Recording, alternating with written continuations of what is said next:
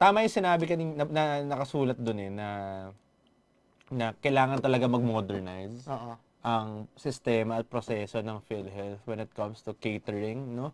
To the reimbursements and payments to hospitals and yung sa mga medical practitioners. Kasi yun yung isa sa mga pinakamalaki naging issue lalo na nung time ng pandemic na demoralize na malala yung mga frontliners natin kasi nga hindi pa rin sila binabayaran ng PhilHealth, hindi pa rin tinatransmit, no, even after a year, no, nung 2021. And I think, no, when something like that happens, no, ang sore loser talaga dyan ay yung mga pasyente, no? Sore losers. yung loser talaga. Sore loser. Ang loser talaga. Di ba? Ang loser.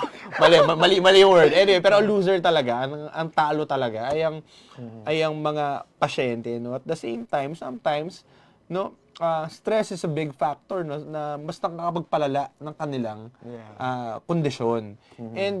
Pero ito kasi, di ba, parang yung modernization ng proseso, ng sistema, on how they kanina sa pag-track na ng liabilities, para dapat it goes without saying na they have to implement such a thing, no, na they have na digitization na talaga yung yung susi for more streamlined and effective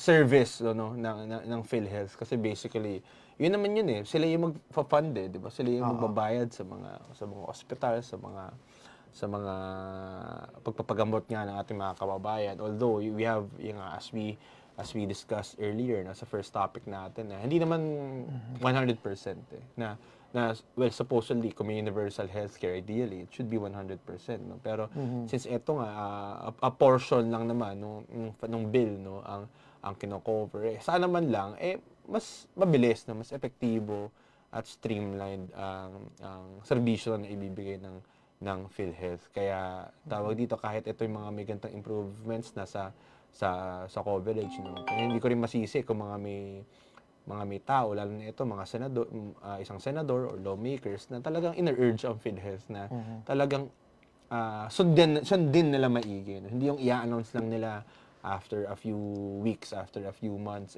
back to normal programming.